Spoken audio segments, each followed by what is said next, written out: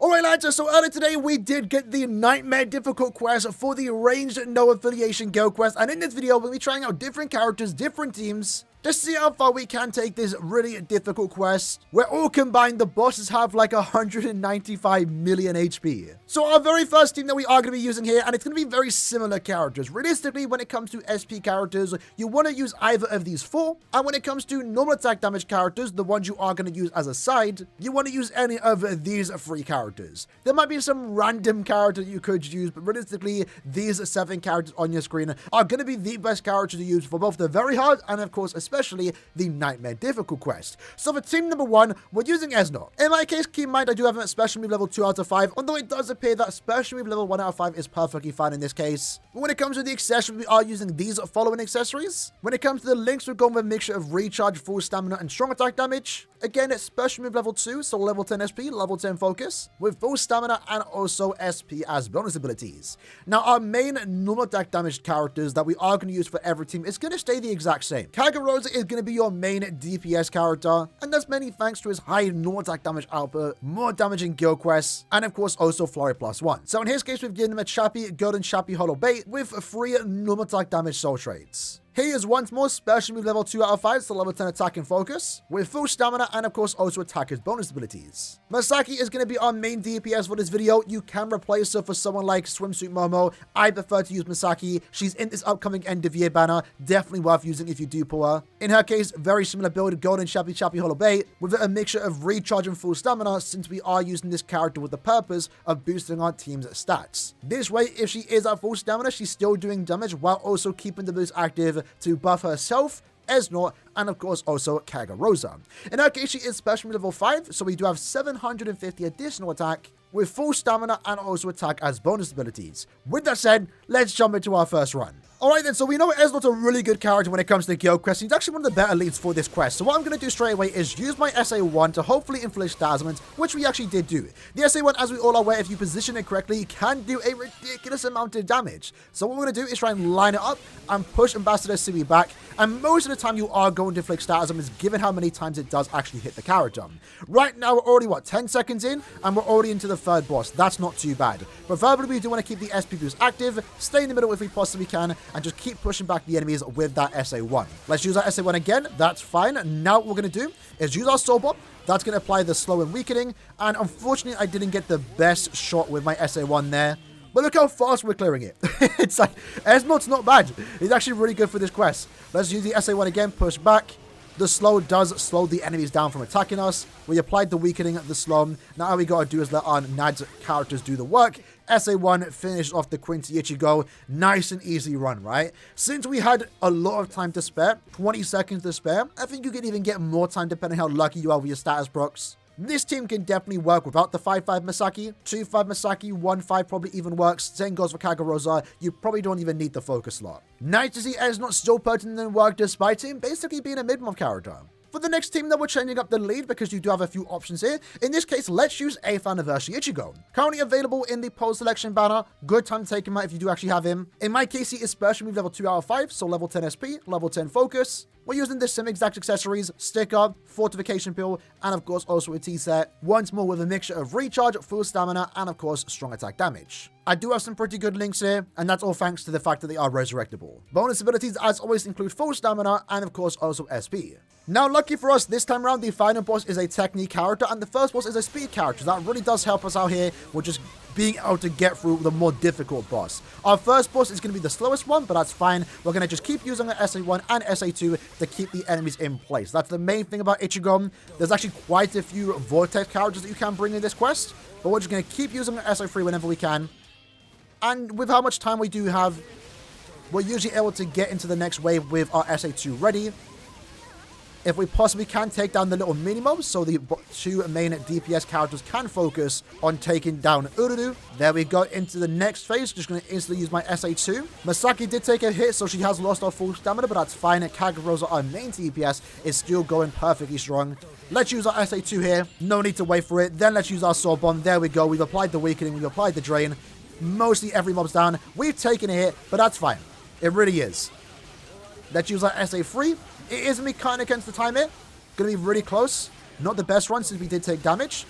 But still, able to clear nonetheless. Very easy run when you have Ichigo. The Vortex really does help out here. And maybe I didn't play the best there, but even though we didn't maybe use our strong attacks when we were supposed to, still able to beat it. And again, that's thanks to our team. And again, that's many thanks to the Vortex with our 2 normal attack damage sides. Next up, we are going to be trying out Spirits Are Forever With You Kaname. In this case, when you are using Kaname in your team, especially alongside someone like Misaki, your links are definitely going to be spread between the two, so keep that in mind. In this case, I changed Misaki's links, still trying to give her full stamina and recharge to give as much stat as possible. But in Kaname's case, we've now gone with recharge, full stamina, and also strong attack damage. Same exact accessories, sticker, fortification pill, and also a tea set. And in my case, Kaname is max transcended. I feel like he kind of needs to be, given his damage output is not the highest compared to the other characters we just tried out. But once more, full stamina, SP as bonus abilities. Okay then, so let's see how Kaname does perform. So the great thing about Kaname, just like Ichigo and just like another character we are going to try next,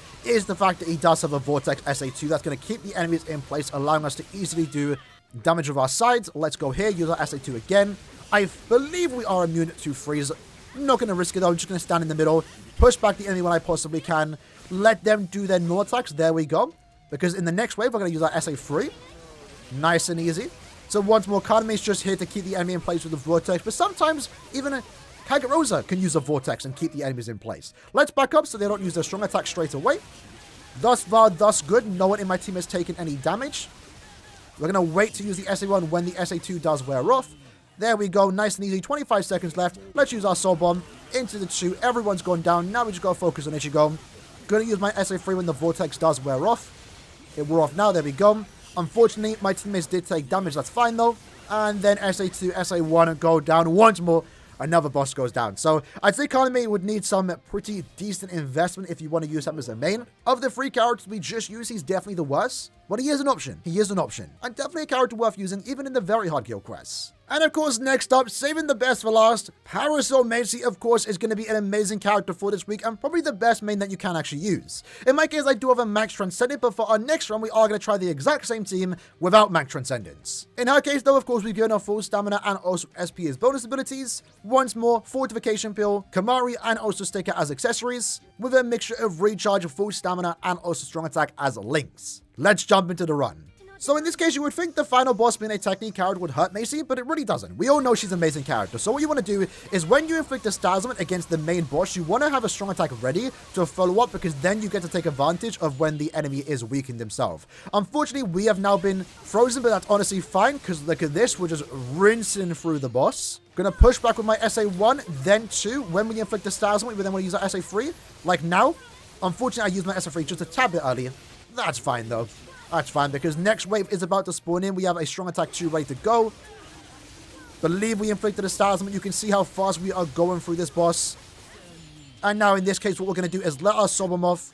There we go. Weakened defense has been applied. SA3 into the 2. 28 seconds left. By far the best thing that you can use, especially if you have Macy duped out. In this case, it wasn't even the best run for Macy. We can definitely get faster. But still, to think we're clearing this quest with 27 seconds to spare, it's kind of crazy. But now what we're going to do is remove our Transcendent slots. Let's see how far we can take this guild quest only using a special move level 1 character.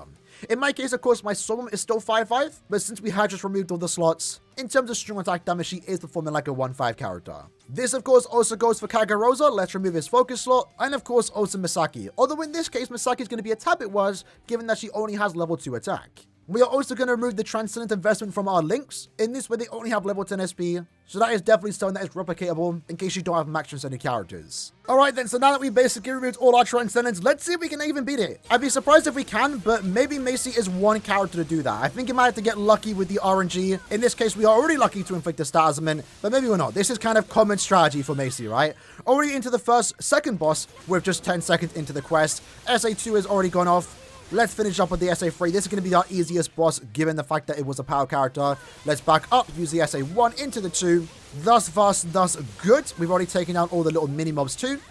Might as well use our SA3 to dish out a bit more damage. Unfortunately, Misaki has now taken a bit of damage to herself. That's not ideal here. Net characters have finished up. There we go. Let's use our SA2 again. Inflict SP boost. We're definitely pushing the time here. Let's back up. Push back with the SA1 into the 2. 20 seconds to spare.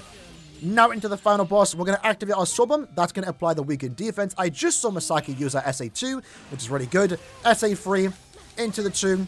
And now we've got to rely on our 2 sides to finish up. Can they do enough damage? 10 seconds to spare. We might just do it. It's looking promising. Kagarosa's using SA2. We use our SA2. There you go. A 1-5 team tackling and beating, conquering even, the nightmare difficulty of Range No Affiliation. Yes, you can have the characters, but this goes to show that you don't need high investment characters. Sometimes it just takes having the right character. Unlucky for us, we were able to beat it, trying out 4 different teams. 1 team with the bare minimum when it comes to Transcendence. So there you have it, lads. In the comments below, let me know what team you lads did use. I'm curious to know if you tried out any different combinations. If you did, let me know how it went.